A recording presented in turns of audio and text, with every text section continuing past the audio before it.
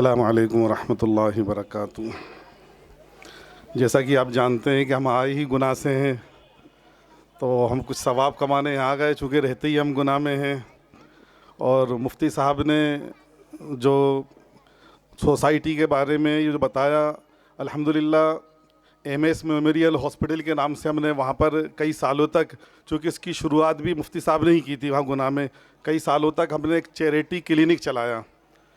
अब वो चूँकि क्या हुआ, जो जो डॉक्टर वहाँ बैठते थे अब वो ज़रा बड़े बड़े नर्सिंग होम के मालिक हो गए हैं, तो थोड़ी सी हमें दुश्वारी आ गई थी। लेकिन मैं आप जितने भी लोग यहाँ आए हुए हैं, चूँकि आप इस मकसद के लिए आए हुए हैं कि यहाँ से कुछ लेके जाएं, हम प्रोग्राम में तो हम बहुत शामिल हुए हैं। अगर उन प्रोग्राम की बातों पे अगर हम अमल कर लेते तो आज यहाँ पर हमें दोबारा से इकट्ठा करने की ज़रूरत नहीं पड़ती।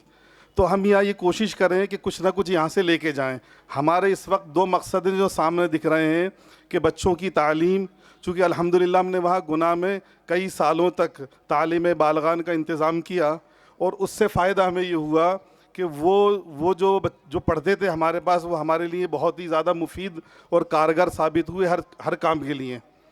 तो आप लोगों से भी दरख्वास्त है कि यहाँ पर ये जो बच्चे छोटे छोटे बैठे हुए हैं, इनके साथ इस वक्त अगर आप इंसाफ करेंगे तो ये बुढ़ापे में आपके साथ इंसाफ करेंगे। देखा ये गया है कि जब बच्चा 1 घंटे के लिए मकतब आता है तो उसी में वालिद साहब या वालिदा पढ़ाने वालों को फ़ोन करके कहती हैं कि बच्चों के टेस्ट चल रहे हैं, इसको ज़रा जल्दी छोड़ देना। और भी बहुत सारी चीज़ें ऐसी होती हैं, तो हम कम वक्त में बहुत सारा फ़ायदा मकतब से लेना चाहते हैं, जबकि वो बहुत कम वक्त में ये मकतब फ़ायदा दे रहे हैं। देखिए, हर इंसान हाफिज़ और आलिम नहीं बन सकता, लेकिन हर बंदा एक मोमिन तो बन सकता है ना। उसकी फ़िक्र हम कर सकते हैं कि जितने मकतब में बच्चे पढ़ने वाले हैं, अगर वो हाफिज़ और आलिम नहीं बने लेकिन वो मोमिन तो बन सकते हैं ना, और मोमिन बनाना हमारे लिए फ़र्ज़ है।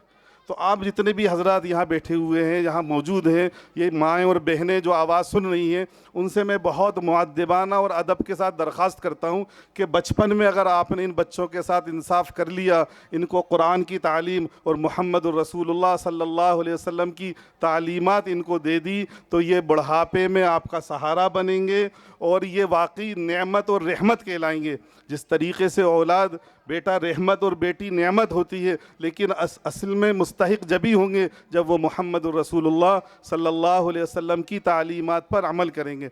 मैं बहुत बहुत शुक्रगुज़ार हूँ सलमान फ़ारसी ट्रस्ट का कि जिन्होंने इस तरीक़े के प्रोग्राम करे और हमें भी इस तरह के प्रोग्राम करने के लिए अंदर से उभारा। इंशाअल्लाह ये प्रोग्राम हम भी करेंगे। और जितने भी लोग यहाँ मौजूद हैं, मैं सबसे ही दरख्वास्त करता हूँ कि जिस तरीके से मुफ्ती साहब फरमा रहे थे हरदा वाले कि ये सिर्फ़ एक बच्चे का इसमें शामिल होना नहीं है, पूरा घर किसी ना किसी तरीके से इस प्रोग्राम में शामिल हुआ है और बहुत कुछ चीज़ें उस किताब से सीखने को मिली हैं। अल्लाह ताला कहने सुनने से ज़्यादा अमल करने की तौफ़ीक़ अता फरमाए।